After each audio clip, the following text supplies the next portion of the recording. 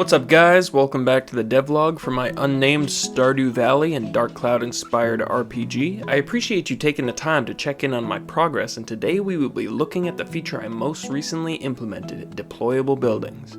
This feature is really exciting to me as it is a core feature for this game. The hero of our journey will be delving into caves and dungeons to retrieve fragmented parts of his hometown in order to restore it to its original condition, while learning from the townsfolk he rescues about their particular desires regarding how the town should be laid out. This feature was actually a lot easier to implement than I thought it would be, but is still posing a frustrating challenge to me that I'd be interested in getting your feedback on. Please feel free to leave your insight in a comment below if you have an idea on how I can better implement this feature.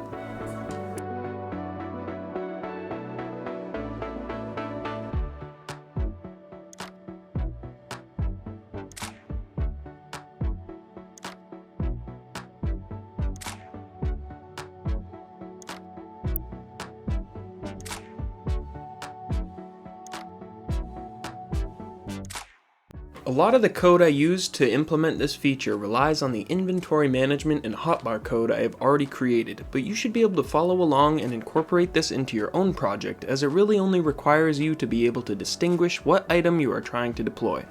First, I check what item is the active item in the player's hotbar. This is obviously the item the player wants to use or interact with, so I check to see if it falls into the category of building. Every item in the game is given a category when I create it, and they are all listed in an itemdata.json file. This file lets me track all sorts of information for each item the player can acquire. Next, if the player's active item is a deployable building, I get the mouse position and tile map I want to use as a reference to place these buildings, and then convert the mouse position to a specific tile the player is pointing to on the tile map. This means the building snaps to specific tiles on the tile map instead of being free-floating between tiles. Now, this is where it gets a little tricky and where I think I need to make some changes.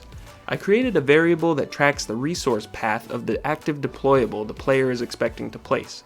If that path does not reflect the player's active item, I know the player just switched their active item to this deployable, so I need to do some things to display this deployable and get it ready to be placed.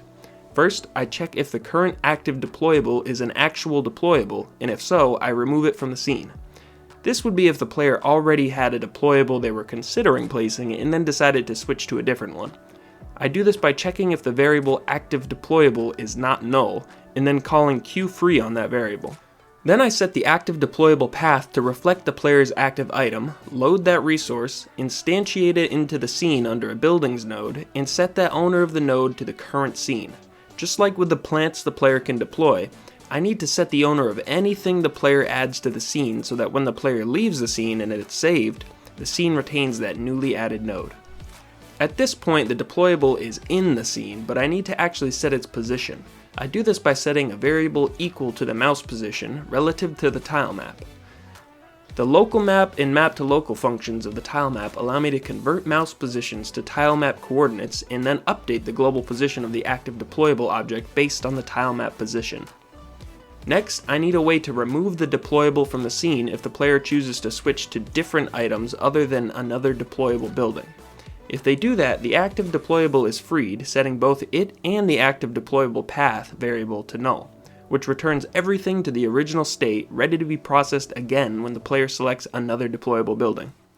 The last thing needed to make this work is allowing the player to click to place the building they have selected. I just set some variables that allow me to determine how far away the mouse is from the player, and if the mouse is within a certain number of tiles from the player and the player clicks, the active item quantity is reduced by 1 and the active deployable variable is set to null again. This allows the process to start over and cements that deployable in its new position. This works and allows the player to place these buildings wherever they see fit. If you have a project you're working on where the player needs to be able to deploy certain objects, feel free to take this code and run with it, tweaking it as you see fit to make it work within your game, and let me know what improvements you make on it. If you found this useful or at least very somewhat interesting, please consider clicking that subscribe button below. I put a lot of time into making progress in the development of this game and even more time into producing these videos, hoping that some of the challenges I overcome will help someone like you in the development of your own game. Although it only takes 2 seconds for you to subscribe to my channel, it has a significant impact on my ability to reach more people and really shows me that I'm providing worthwhile content, so I'd really appreciate you taking the time to show your support. Now, here's where my current challenge lies and where I could definitely use your feedback if you know a better way to approach this. Currently, the deployable building resource that the player selects as their active item is loaded at the moment the player selects that item.